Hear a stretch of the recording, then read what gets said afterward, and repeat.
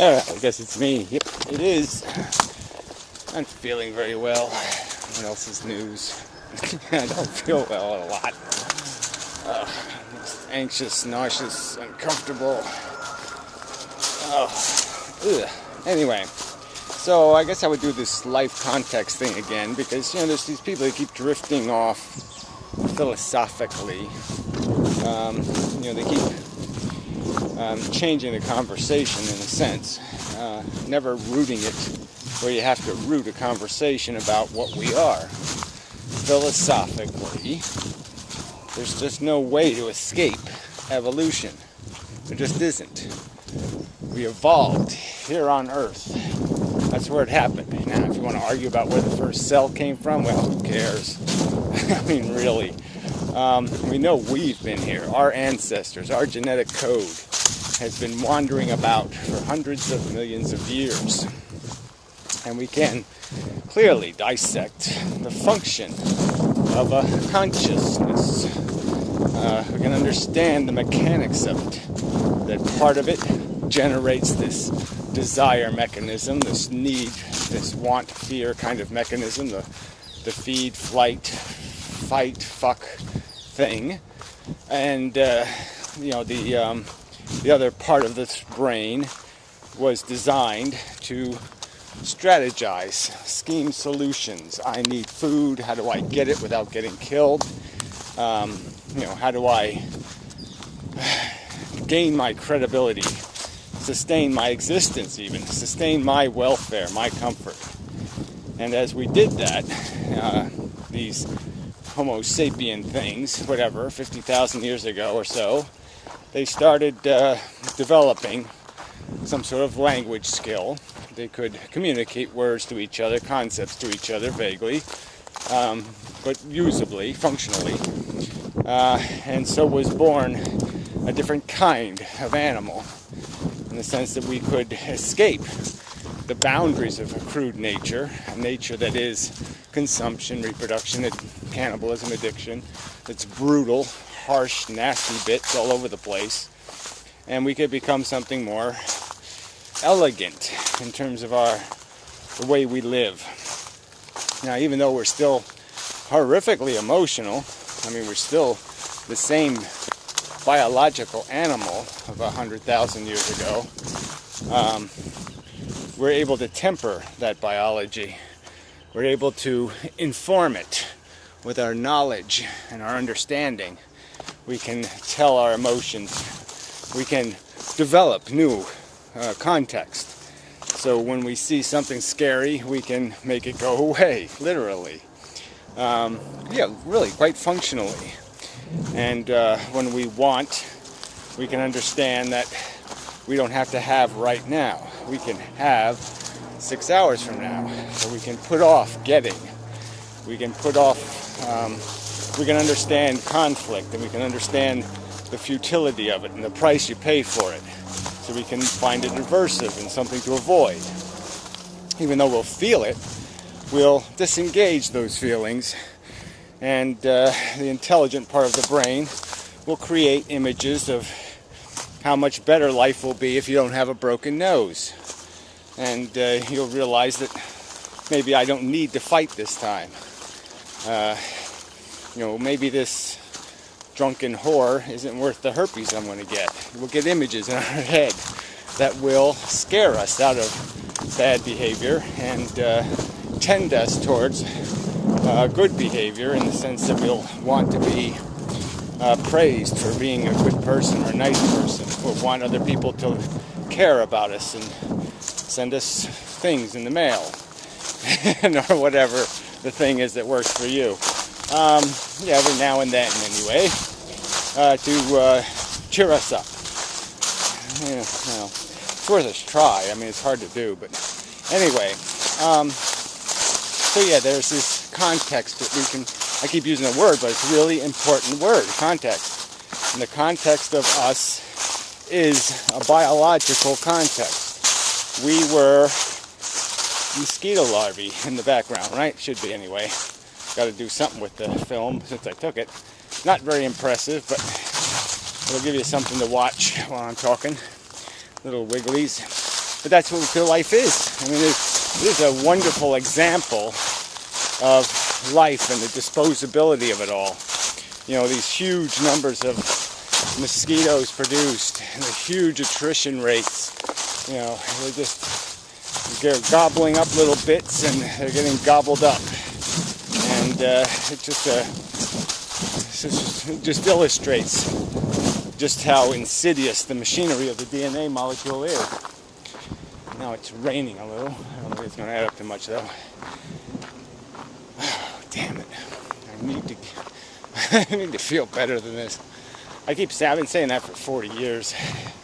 But I really got to find some kind of cure.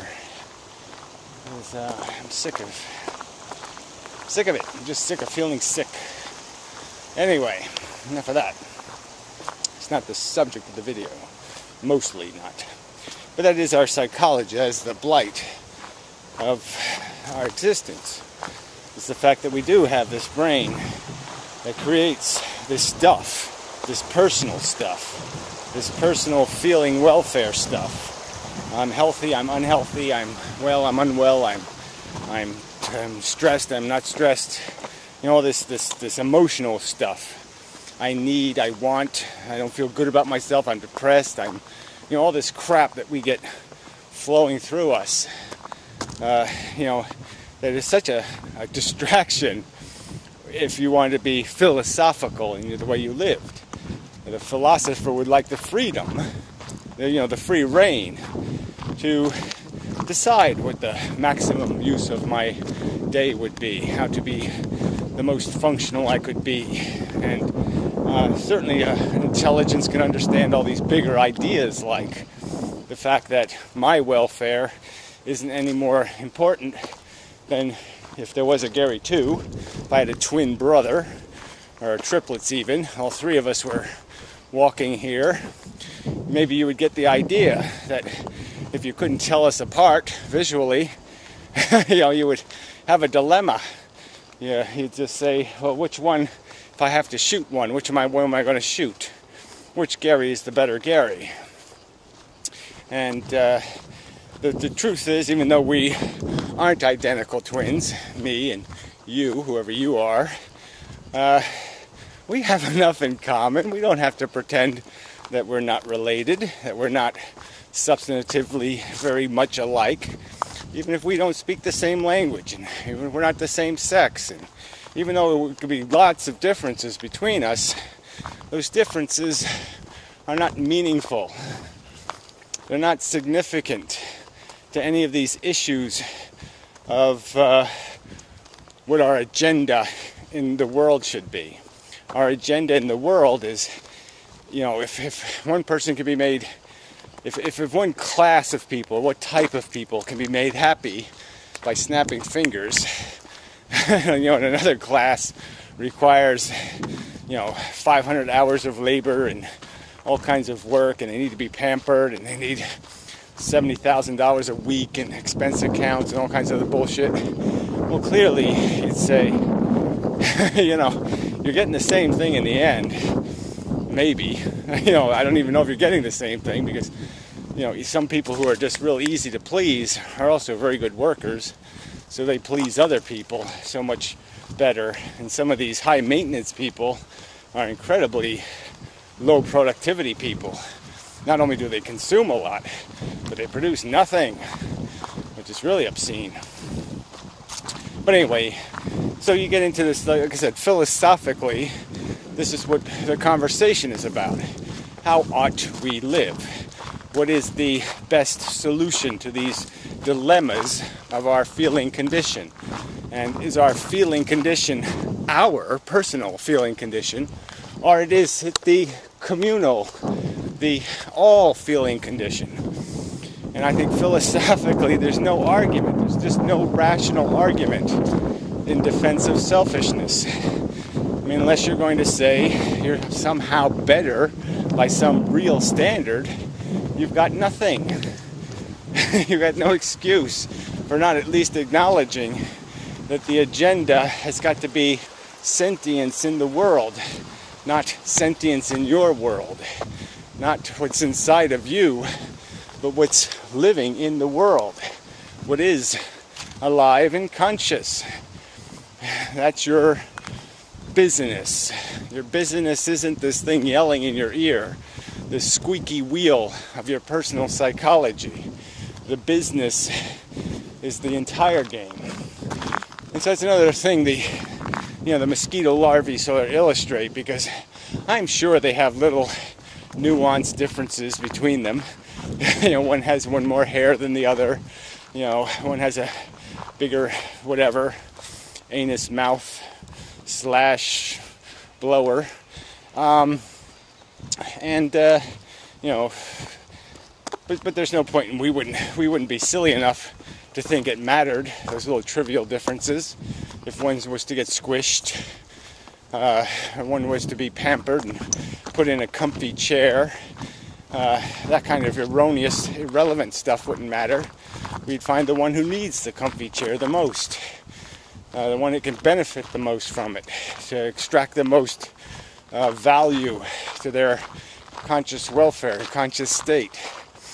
And so these mechanics are the overriding context. All this spirituality crap and oneness and feeling it isn't the same as doing it. It isn't. It's such a cheat of what it really should mean. It's like people talk about all this love crap, but they love very selectively and narrowly. A very narrow confinement to how they distribute their concern and how they value people in that manner of loving. And that makes it sort of that's the uselessness of it. It's just a pure bigotry based on, family dynamics, nepotism, who you went up to, who you grew up with, who had the opportunity to become your friend, the opportunity to bond. And we know that these opportunities aren't produced by any good reason. We know we don't grow up in any location for any good reason. So there's no reason to think the person walking down the street and you go visit another country, that person could have been your best friend if you would have grown up there. He would have been. There's a very valuable person walking right by you right now. Could have been your best friend if he was your neighbor when you were 5 years old. I mean, it's all these superficial, idiotic circumstances defining how we define ourselves. And all those definitions are just rubbish. I mean, just gross, obvious nonsense. No rational integrity whatsoever. And so if you're going to talk philosophy or spirituality or any kind of mumbo-jumbo about the beauty of the human being and all this other crap, do that glorification within this context. Understand that you've got to glorify it all, and you've got to appreciate the real mechanism, which is there is no glory in squander. There is no glory in inefficiency. There is no glory in waste. And if you're maximizing waste, if you're consuming far more than you're producing in terms of the welfares you've disposed of, how many creatures, including humans, and through all your interactions and all your commerce, how many do you, by implication, pet, and how many do you punch? How many do you, torment and torture? And how many do you comfort? That's the real dynamic of existence, and maximizing that is the only agenda for a philosopher.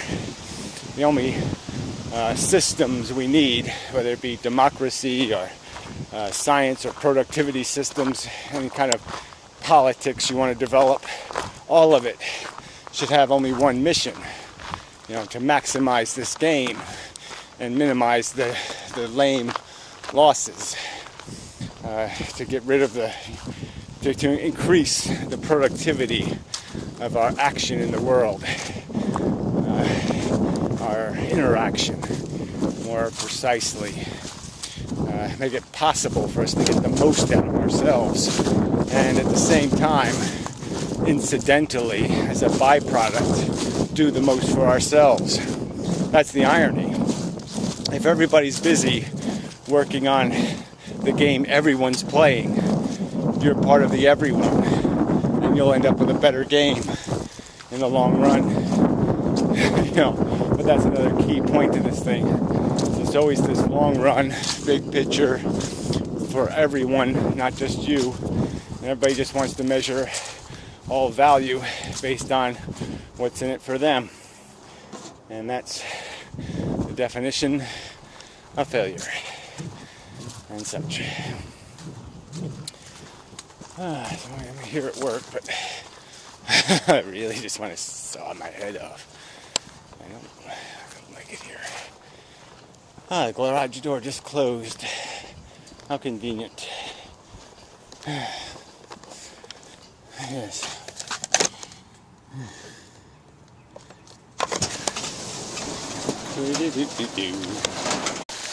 Yeah, rain. Yeah, I don't like it much.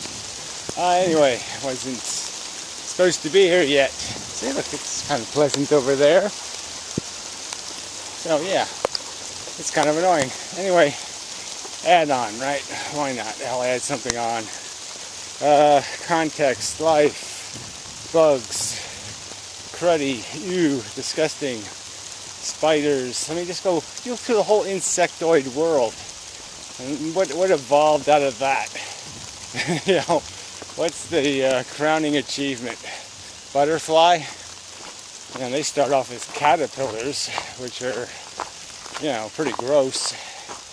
Chomp chomp. Grazing monsters. Just a, Jabba the Hutt look-alike. It's all pretty horrific nature. Grotesque, disgusting. Ew. There, that's the context. Let's just deal with the reality. That's what gave birth to us. It's all, there's lots of skanky bits. Lots of skanky bits. I'm talking like a Britisher now. These fucking British people are really ruining YouTube. Oh, what the fuck? It's like dogs. I guess they're deers, though.